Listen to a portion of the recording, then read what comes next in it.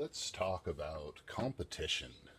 YouTube's a pretty competitive market, and music also is a really competitive market. And I did several shows this weekend over 4th of July, and 4th of July is a very competitive weekend in the music industry. So let's talk about competition, bullying, and how to combat it. Um, and I'm going to use my garden, of course, as one of my talking points. Let's take a look at the garden here. Boom. Looking good. Flowers, everything's looking pretty. And then I go across the street. Nobody's living there now, so I'm going to talk about this house. But we had these neighbors for several years, 3-4 years, and they live a different style of life, and they've tried to work on their yard. I don't even know how many times. But what they do is usually wait until they see this side looking good, and then they'll be like, hey, you know what, I want my yard to look good. And then they'll hire somebody to come out and do a bunch of work for them. And then the work always seems to degrade really rapidly, and it just reverts back, and it looks like that every single year. Not, nothing crazy, but just pretty plain.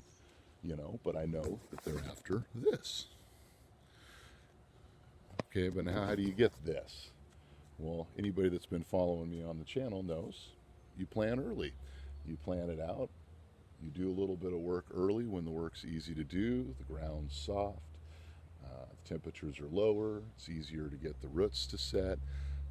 You can get your fertilizer in, you can get your mulch on, you can do it all at a nice, fairly leisurely pace if you start early enough in the spring, and then you end up with a really nice yard, and then you get these flowers, and you can see how nice they are and how much bigger they're getting, and we're just still getting started. It's going to get bigger and bigger and bigger the whole time. Now, the folks that lived across the street, they never pretended that they were any kind of fantastic gardeners or anything, so it's not like it was ever a competition or anything. It's just more the pattern that I'd see play out. Now in music, it's the same kind of a thing. If you practice and you work on your sets and you get your act all polished up, then eventually people start really liking what you're doing because you're putting on an actual show. Well, there's a whole group of people that are in music because they want to be famous. It's not because they want to necessarily produce great music, although they definitely try to do that, but their main goal is, hey, I want to be a big rock star, and they miss the point of the music, which is, well, you want something that communicates with your audience, and then your audience connects with you, and then therefore you have fans and things start building. Just like folks that drive by my street, they see my yard and they like it. They drive by the other side, they don't even notice it. It's not that they're actively avoiding it or anything. It's just there's nothing there to notice, so they don't notice it. Well, that comes across in businesses that are way harder to put a finger on. Well, this is why you are not being as successful as you should be. And then it's compounded by the fact that there's always a group of folks around, music. There's a group around YouTube, right, that will cheer anything and everything, and they're not giving honest feedback. Well, honest feedback is what you need in order to improve. Without some honest feedback, or somebody taking a closer look at your stuff and actually giving you some kind of a judgment information coming back at you, there's no way for you to make your adjustments. So you need that honest audience. But in the hustle and bustle to try to build this audience before maybe the music's ready or the channel's ready or whatever's ready, you end up building way too many people that are not actually giving you accurate information. And then that becomes kind of a snowball effect, because you're not getting accurate information, then you don't make correct judgments, and then you get inaccurate information, and then you get worse and you get worse and you get worse instead of getting better and better and better. So anyways, but this weekend I dealt with some bullies that were, they pulled my power on my show right before I had to go on, so I had to hustle and get, over 50 yards of extension cords, which is not an easy task, in the middle of a field. in order to get power to the stage, and then they overhyped and did some stuff to try to shame the audience so that they'd leave before my set, and it was effective, of course, because this is a small town, and so it's easy to do that for the folks that have been here for years and years. But again, these are people that have actually never even been to my show that are doing these kind of behaviors, and it's just because they're threatened because somebody else moves into town. And I like to put it in the framework that somebody that's been living here their whole lives had to go from maybe being the sixth best guitarist to the seventh best guitarist, and that's a problem for them.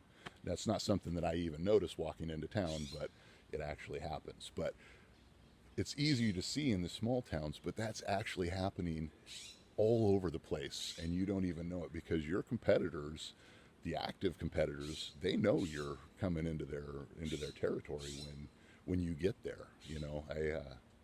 I was watching a YouTuber the other day, and he was posting a comment about somebody had said something on, had gotten some traction on this keyword, that he likes to dominate on. Well, that person that got traction might not even know, but there's people that are like, oh, the second you show up, they're like, hey, that person is there, and they're in my space, and they're going to come after you, trying to figure out, well, maybe I can change this and change that, or I can use this. This is how they're getting in. So and they're going to use that to better their channel or their whatever. So, but happens in YouTube, happens in music. But the best way to compete, practice, get better.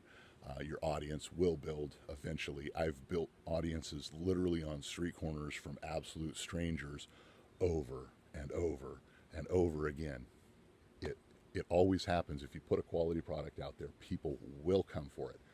That is definitely the only way to really compete against this stuff, because the competitors keep coming. These folks that are messing with me now, they were messing with me 3.5 years ago when I first got into town.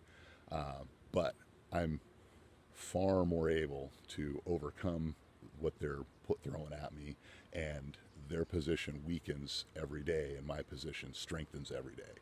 And that's the other thing, persistence. You got to keep going. You got to keep putting the quality stuff out over and over and over again, or as quality as you can, or whatever you're working on. But I mean, you got to put what you want to put out as often as you can put out, so that you build that audience. And the one audience that finds you that way will stick with you, and the haters are always going to be there, always. And the bigger you get, the more you get. So, anyways, that's my 2 cents. Just been stressed out this week because it's been a lot to deal with. But that and my radio program, which was the first one I've done. So I had a lot of big stuff this week. So it's been kind of a tough week. So I thought I'd just download. Bullies, just fight them back. That's all we got to do, fight back, and just hit them with better stuff. Yeah. So, hope you're having a great week this week, and we will talk to you later. Feel button is out.